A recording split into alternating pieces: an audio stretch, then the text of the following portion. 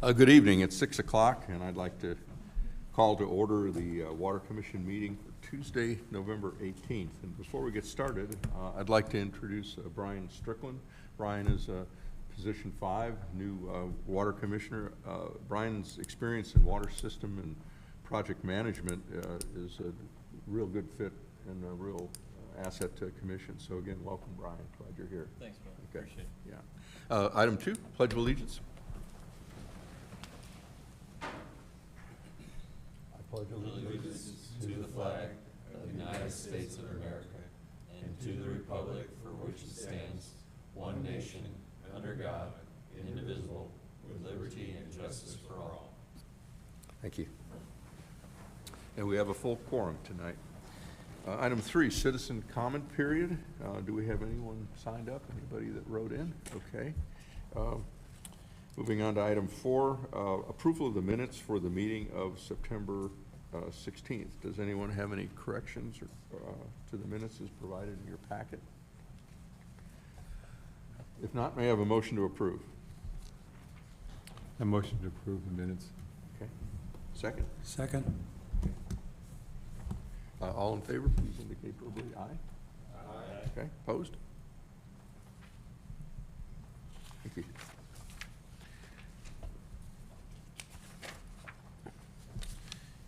Item B, discussions, reports, and updates. First is the Utility Department Monthly Activity Report. Stephen, the floor is yours. Good evening, Commissioners. For the month of October, we pumped 43.36 acre-feet out of the Edwards with a year-to-date total of 271.0 acre-feet. Available at the end of October was 170.10 acre-feet. Edwards is still in stage 4 restrictions. We're in stage 2. All water samples for the distribution system came back good. Water loss was at 1.5%. Total work orders completed by the Water Department was 339. Total portal customers was 934, up 1 from September. No main breaks or service repairs reported. I attended a backflow cross-connection class. Last Thursday was the start of the rehab on the storage tank up at Municipal, up the hill here at Municipal Plant. Currently, like we said, Edwards is still in stage 4. As of today, the J17 is 626.4. If we remain in stage 4 for the next 43 days and we pump about 1.85 acre-feet a day, we'll have a reserve of 18 acre-feet by December 31st. That's all I have to report. Thank you. Any questions, comments Yeah. for Stephen? Yeah, I had one question, and I apologize if we asked this before, but on the Edwards allocation, is it a use it or lose it, or if we have unused allocation at the end of the year, does that affect our allocation for subsequent years? So if we have 18 feet at the end of the year, we'll lose it. At January 1st, we'll start back at 653 acre-feet, and it just rolls right back over to the beginning again, and whatever stage Edwards is depends on what we'll be losing daily that we won't get back. Okay, but they don't, if you don't use your full allocation, they don't reduce your next year's allocation? No, it just starts brand new again. Okay. January 1st. Thank you. Anyone else? For the refurbishment of the tank up there, what's the duration of that project?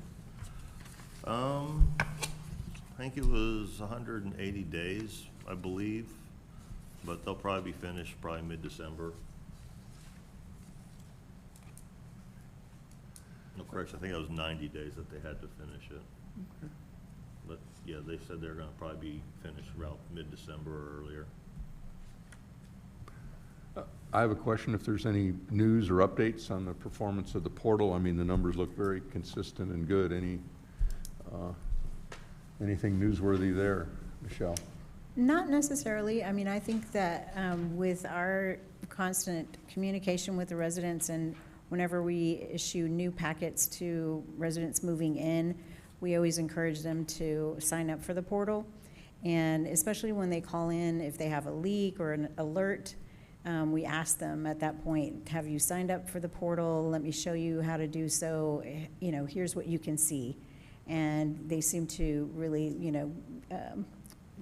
find that helpful and appreciate that the system is accurate and doing exactly what it's supposed to do.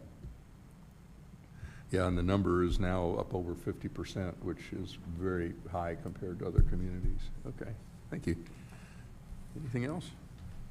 Okay. Yeah, real quick. I Yeah. actually just want to commend Stephen and your team.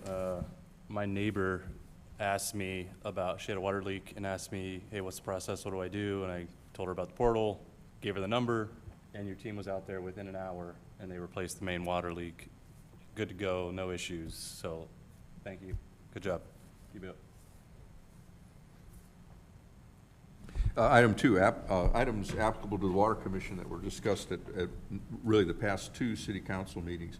From the October 1st meeting, the council voted and adopted ordinance 159, dealing with landscaping, and consented for a public hearing for the following meeting on ordinance 61.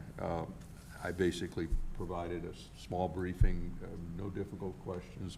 There were no requests for any changes, so I want to again thank you, all of the diligence and hard work we did. I don't know if that's a record, but we got a lot of changes through, and the council seemed quite satisfied with it. So that is done. Brian Strickland was appointed to position 5 on the commission, and I had offered the comment that the city and the commission were starting work on the wastewater ordinance.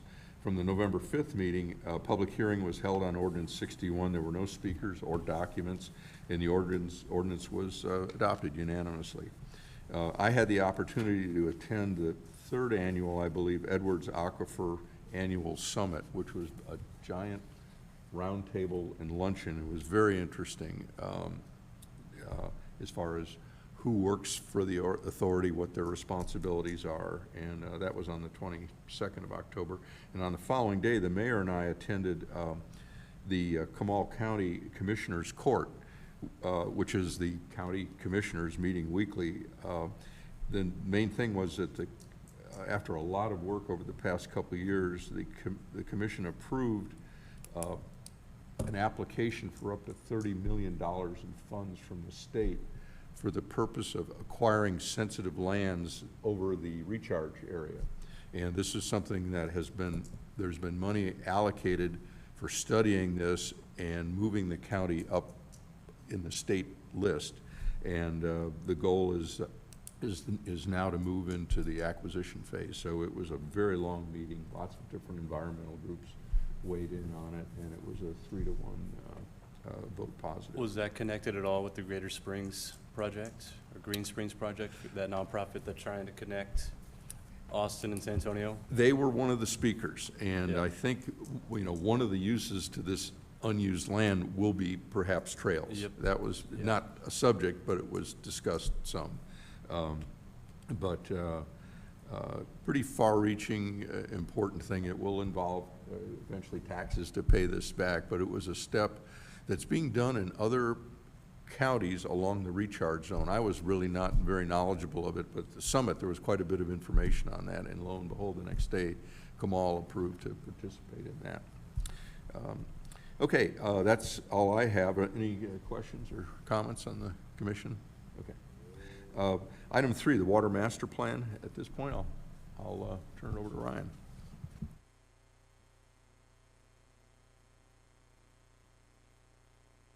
Order. Sorry. Chairman, the commission, I just wanted to give an update. We've been talking about putting together this water CIP infrastructure. And so the development of this CIP obviously has been underway for a few months. The CIP will outline major upgrades and improvements to water-related infrastructure over the next 5 to 10 years. The scope of the CIP is to evaluate facility upgrades to improve operational efficiency and system reliability, future distribution line upgrades, including expansion and replacement to support growth and service demands, improvements to other water infrastructure assets, ensuring long-term system sustainability. Some of the key features of this CIP will include the cost estimates and then the priorities and projected timelines for implementation.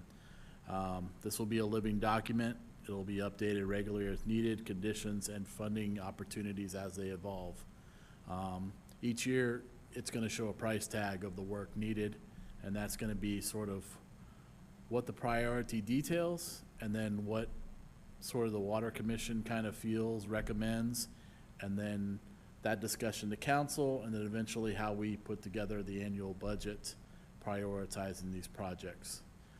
Next month, Hank will be here to provide an overview of the CIP, get into more details about those projects. And as I was telling the chairman, we probably will take this up over a couple meetings until the Water Commission feels like this is the plan to move forward and has a good idea of what the price tag looks like each year based on this. And as we were discussing earlier with the chairman, that's probably things that should have been addressed in previous years that would have cost a little less money, but at least we have them on the forefront and radar now to address moving forward. But that's just an update because Hank will be here next month, our city engineer, with more details, and he can kind of get into sort of the weeds of the projects, why he feels they're a priority, and then price tag. So, any questions about CIP or anything?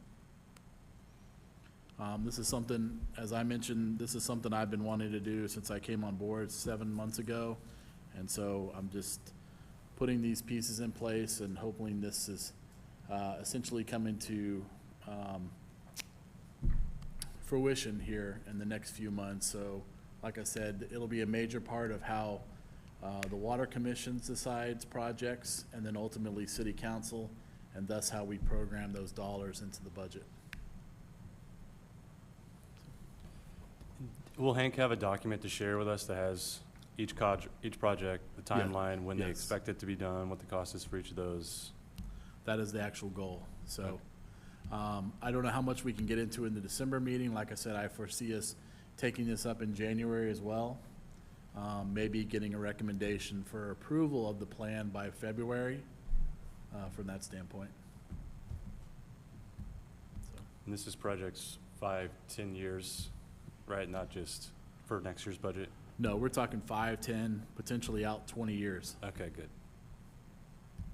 So, and I would say not get a sticker shock, but there might be a sticker shock on forthcoming projects, but eventually at some point down the road, they're gonna have to be addressed. So,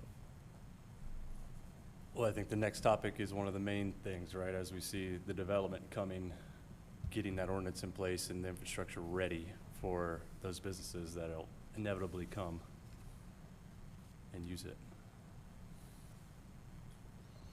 Just to check, and the December meeting would be the 16th? And just in terms of deciding whether to move forward or not, anybody have any idea? Obviously, we're in the midst of the holidays at that point. If we held a meeting on the 16th, this might be the item to talk about. All of you be able to attend, as far as you know at this point? Okay, all right. Well, then we'll move forward and we'll plan on receiving that from Hank. And like you said, Ryan, it'll probably take a couple of meetings to chew through this. It's a pretty big thing. Okay. Any other questions or comments on that update? I've kind of a comment.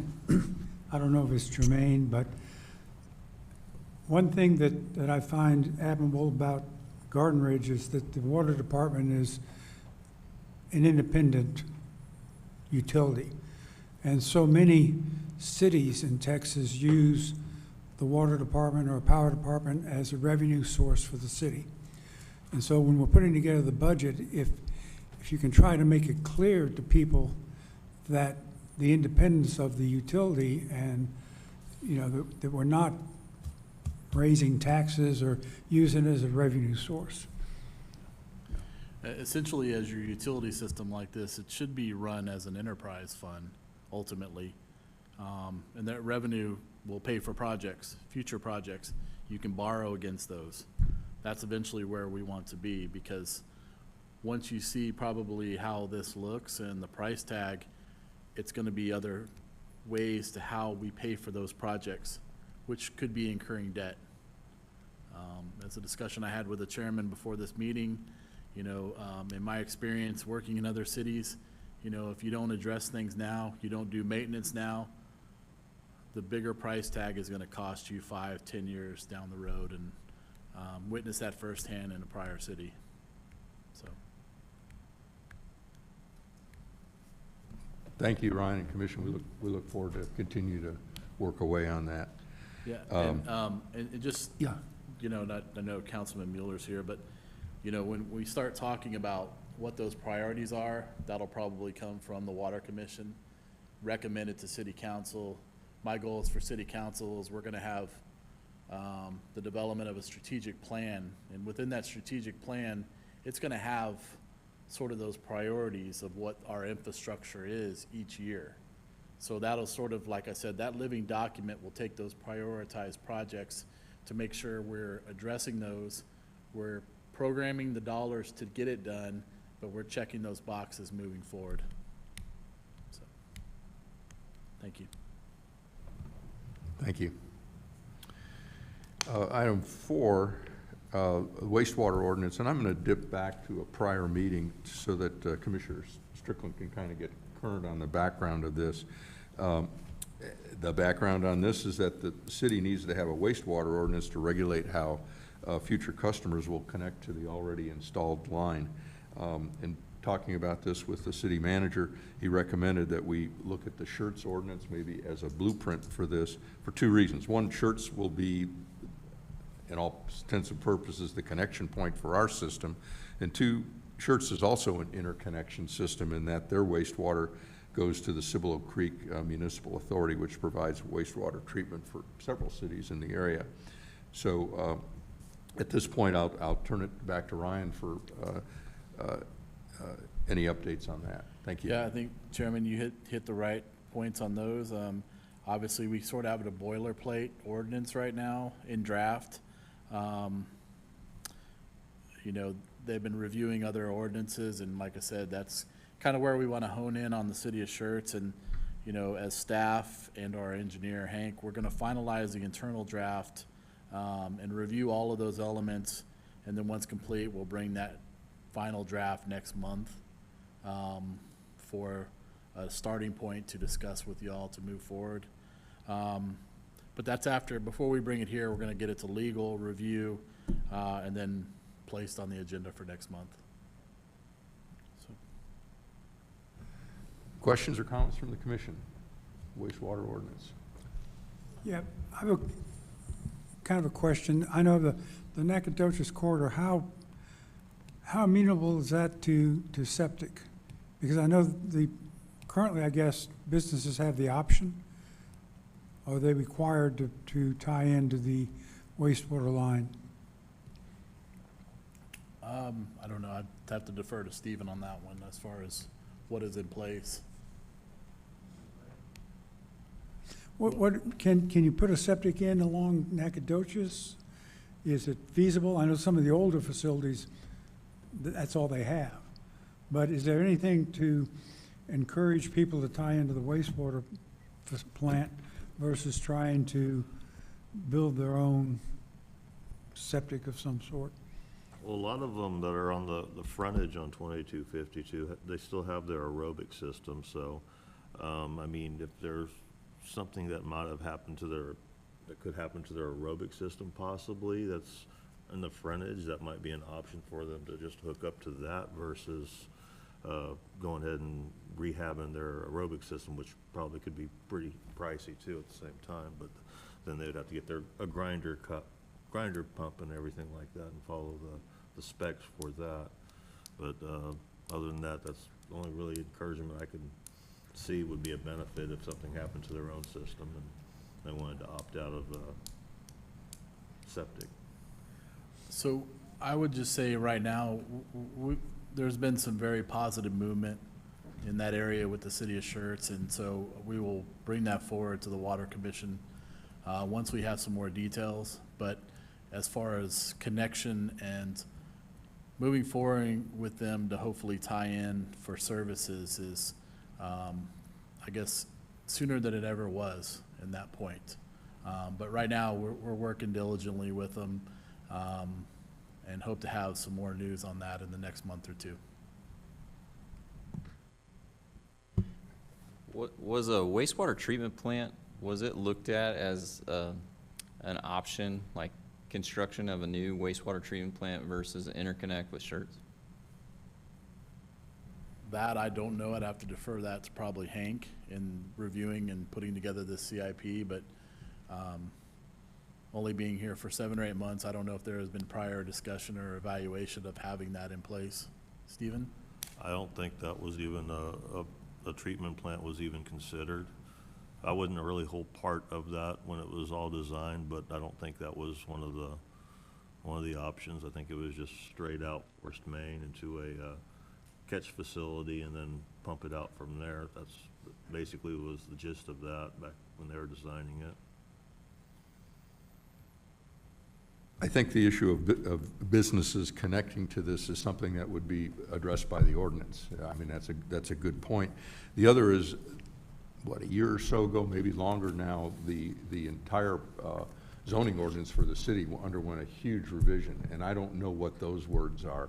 I think any new business in that corridor must connect. There's something, don't hold me to that, but there's something in my mind that may already be requiring that, because that's part of what predicated the installation of the line. And the current business that's looking to go there, called the Revival, is looking to complete that connection, or I guess the easement's required to do it. So that, to me, is, and they're on the far side of the connection loop, so to speak. I was just gonna So- ask if anyone knew the timeline of that, so we could get the ordinance in place before they wanted to start utilizing. And then the second piece of that, Stephen, can you refresh us of where the connection is today? And then as far as our lines along Nacogdoches to that tank by the train tracks, and then where we would have to go to connect to Schertz, is it just across the track to that industrial site there to tie in? They were looking at Further? that area at one point. I'm not sure if there's another area where we'd have to trench to. But that would be the absolutely closest spot, but I don't know if that's actually sized right there at that, right across the street from the tracks. That's like 50 feet away from the tracks or whatever. Yeah, I'm looking at a map right now. Looks like they extended it. Some of that farmland looks like it's gonna be developed. So where's the existing line now? Is it just on Nacogdoches Loop, or is it actually on 2252 as well? It runs from Tonkawa Pass all the way down down to almost where it gets to those businesses, and it jumps across 2252, and then it runs down Naco Loop, down to that little knuckle by the railroad tracks where that tank is. Mhm.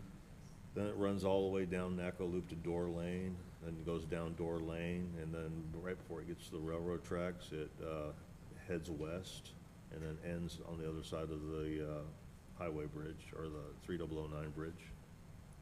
It's east. Okay. Something like 2,000 something feet. So not along that 2252 where the Revival is going to be? No, that would be, they would have to connect they'd have to run an easement and go all the way From- to the back toward Door Lane. Okay, okay, from Nacogdoches Loop, go along. Okay, because yeah, around Nacogdoches Loop and Door Lane, I remember seeing a development plan for some retail strip in that square area, so I guess they would tie in there as well. So they'd basically have to try to get some sort of easement with the property owners to run and connect into the line before it goes down Door Lane. Gotcha. Okay. Kind of what's interesting to me is, we have call it the Garden Ridge Water Department. We're talking about putting an ordinance in for wastewater. Are we gonna change the name of the Garden Ridge Water Department to Water and Wastewater Department? And if the ordinance goes in there, is it gonna, we're talking about mirroring it kind of off of shirts, but connection fees, rate structures, metering, is the water department picking all that up, or are we gonna have a separate utility that has wastewater in there? Well, technically, right now, we're called, the water department's called the utilities department, so it kind of covers umbrellas, anything utilities that the city would be maintaining.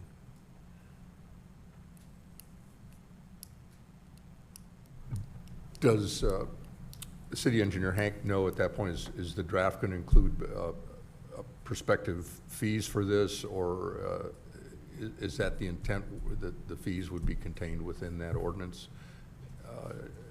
Just as 54 is the water ordinance, yeah, okay, Have some component of fees related to it, yeah. all right. Okay, what I've got is that this is another item that hopefully we'll have an opportunity to get more into the details in December with perhaps a draft. Any other questions or comments? Okay, item number 5, ordinance 54, water company. The genesis for this is to take a look at there's several pages of rate structures for various things within ordinance 54. I think it's around page 38 to 40 has those. And Stephen had started some discussions with me, and I thought it would be appropriate to, at this point, that it be on the agenda. And again, Ryan, whatever comments you want to provide at this point on that. Yes, sir. I would just say, kind of reiterating what you said, that we're conducting that comprehensive review of 54 to ensure that all fees are current, appropriate, and aligned with industry standards, and looking at comparable fees with other water systems, other cities, to evaluate competitiveness and consistency. And then what we'll do is bring a side-by-side comparison of those other water systems and our current fees to see if there needs to be some type of adjustment or modification. And so I'm hoping, I wouldn't say from that standpoint next month, but maybe it's something we can bring to the January meeting, because it seems like we need to tackle a couple other items moving forward, Okay. especially with the CIP and the sewer ordinance. So, Any questions on that? This is just sort of at the very early stages, and I've spoken to the city manager that if it's appropriate at some point for the city engineer or the city manager to reach out to the commission, that perhaps one of you two might form like a working committee to assist in studying these rates. So we're perhaps a little bit earlier than that, but again, I want to get our involvement in early and make sure whatever questions we have are in before things get too far along, so we don't waste any yeah. effort. And just, when you're looking at this holistically, you're talking about fees related to water. You know, we're doing the same thing in related to permit fees, trying to probably bring those up to par, comparable to other cities, because it seems like, you know, our permit fee schedule's behind how we do residential and commercial. Permit fee is a little bit far as surrounding cities charge from that standpoint, especially as we talk about development on 2252. We really got to look at how we do the commercial development fees there, because, well, I'll just say that it doesn't help the city with having lower commercial development fees, especially when you're trying to attract development. So those are the things we're looking at across the board. So just comment kind of, there's a wealth of information already in the records that's been done, pulling those fees and, or I'm sorry, those comparisons. And just be aware that, you know, if you try to compare by closest cities, you'll find cities that don't look like Garden Ridge. So we have to be very careful for which ones you pick to compare with. Yeah. And then historically, it's been very difficult to deal with the inside residential versus the outside, and the whole commercial thing has been an issue, in part because of the fact that it was funded by the general fund originally. So there was a lot of rate and fee differences based upon tax implications, which are no longer correct. Anyway, there's just a lot of information there. I'm sure Yeah, you'll find it. you're spot on. I mean, you know, and I don't think it's more of like looking, when I think of Garden Ridge and what we've looked at for a permit fee schedule related, right now ours is like, Michelle will tell you, 34 cents per square feet, right? I mean, when I look at Garden Ridge, I look at Alamo Heights, Chavano Park, Castle Hills. You know, I just came from Castle Hills, if I want to say it's $1.75, it's $2.10 in Alamo Heights, $2.30 in Chavano Park. But it runs in line with, you know, the homes, the appraisal, what revenue is taken in from an ad valorem collection. All of those are looked at. And I look at those as sort of comparable cities. But we got to start somewhere because we're a little bit behind the 8 ball already in our fee schedule for permits, both residential and commercial. And coming to a compromise of a comparable city nearby, I think we've already kind of targeted that to where it's not too low, not too high right now is a good adjustment. And that's what I'm actually hoping to bring forward in the next couple months to City Council is a revisit with our building code and our permit fees.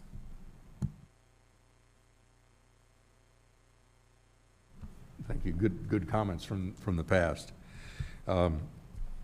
If there's no more on any of these items, really the next item is future agenda items, and it sounds like we've got some activity for December, and everybody looks like they can make it for the, what was it, the 16th?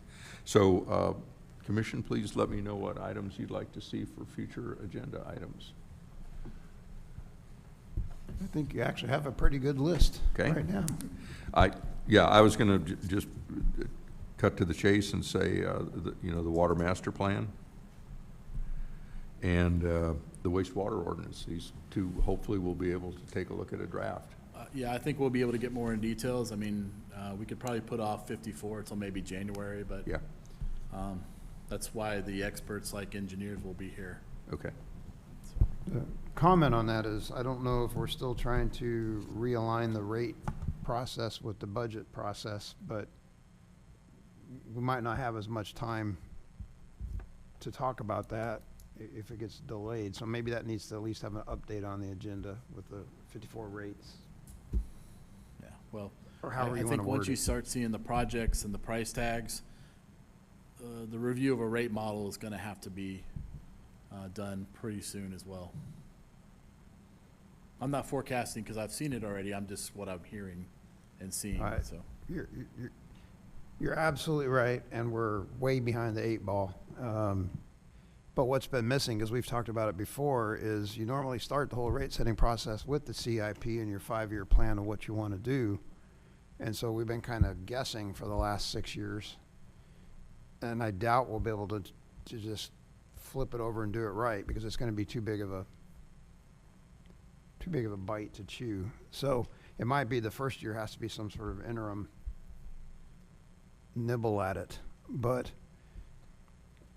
I don't want to not talk about it and delay it too far, because then that just kicks the can even more.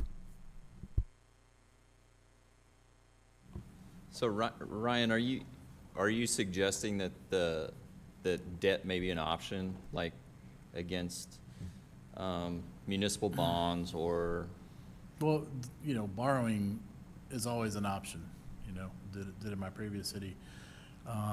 It just depends the price tag, you know, and, you know, depends how your financial model's set up. I mean, you could have what your rating is, you know, I mean, you could get a great interest rate and borrow. And then there's others where it's not the best way to borrow. But right now, I mean, like in the general fund, we have a 10-month reserve, right? Here we have a 6-month reserve. So it's like you use that reserve first to do these projects before you even discuss debt. So I mentioned this the other day, having a 10-month reserve is most cities run on their general fund 4 to 5 months, maybe 6 months as a nice reserve. So you've got an extra 4 months of dollars to put towards capital projects instead of borrowing. That's a very good thing. So. But I will say, I've been in a city where I've seen debt models put together, and it's just constantly looking at the rate to pay for the next project, to pay for the debt note next year. So we kind of don't want to get into that, because you get to a certain capacity that each year you can only borrow, and then we're just constantly doing projects, paying debt, and adjusting the rate on the fly. And I've seen that before at a previous city. From the standpoint of setting a schedule, then, I'm going to suggest that we focus December's meeting and the agenda item as the water master plan and wastewater. If something should develop where we'd be able to talk about ordinance 54 and rates prior to that point, the city manager and I can always, prior to the deadline, add it as an agenda item. Is that acceptable to the commission? Okay, great. Okay, thank you. So those are our two future agenda items. Any second citizen comment period? Do we have anyone that wishes to talk? Okay, thank you. That concludes the items on the agenda, and the meeting is adjourned at 6:36. Thank you.